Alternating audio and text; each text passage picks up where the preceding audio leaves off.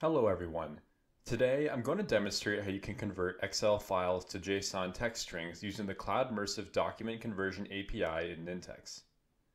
We have several connector APIs built into Nintex, so it's easy to find and use them in a variety of workflows.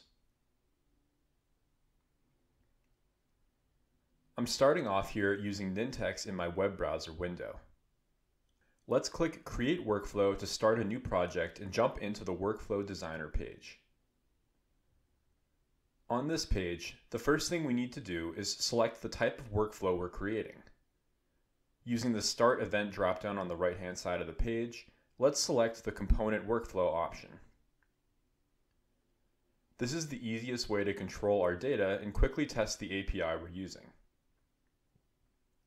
Before we start configuring our Cloudmersive API action, we need to retrieve an Excel file from our document ecosystem. There are a few ways we can do this, and I'm going to be using the OneDrive file connectors for now. To find any connector, we can simply search for it on the left-hand side of the page, and once we find the one we want, we can click and drag it directly into our flow. Once our file retrieval action is in our flow, we need to configure it and store its output in a variable so we can use it downstream. For my OneDrive example, I just need to confirm my connection and then use the file path to find my file. After this part is configured, we can click on the Select a Variable dropdown and click Add Variable.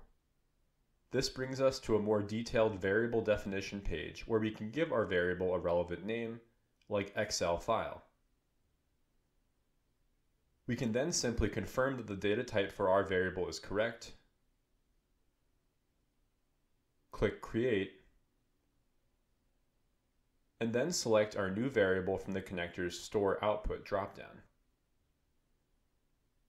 Now that our file retrieval step is all set, we can incorporate the Cloudmersive API action. To find it, let's type Cloudmersive into the search bar on the left-hand side of the page. Once we do that, we'll see a list of Cloudmersive connectors broken down into a few basic API categories. We want the Excel to JSON conversion connector, so let's click on that and drag it into our flow. To configure this action, let's click on it and start by creating our connection. Let's select Add Connection from this dropdown. From here, we can give our connection a unique name, and after that, we can copy and paste the API key from our Cloudmersive account page directly into the API key field. If you don't have an API key currently, not to worry, you can get one for free with a limit of 800 API calls per month by registering a free account on the Cloudmersive website. Now that we've established our connection, let's pass our Excel file data into the connector's request parameter. All we need to do is click Insert and then select our Excel file variable from the left-hand side.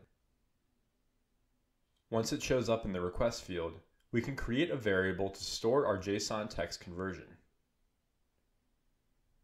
Just like before, let's click on the Select a Variable dropdown, click Add Variable,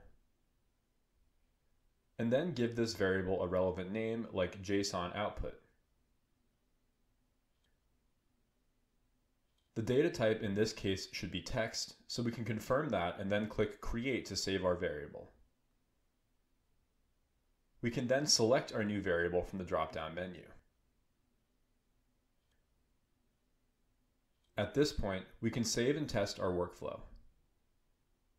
Let's click Save at the top left area of the page, and then let's give our workflow a relevant name like Excel to JSON conversion. When we're happy with these details, let's click Save at the bottom and give Nintex a few seconds to complete that process. Once our workflow saves, let's click on Workflow Testing at the top center of the page.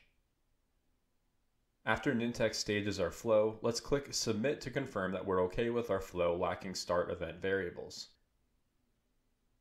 Once we do that, Nintex will run a 10-second countdown before showing us if our flow run worked or not.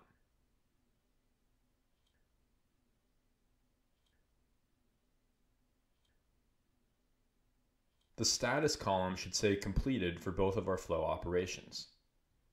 That means our test is successful, so the JSON text output from our flow is now available and can be used in downstream operations.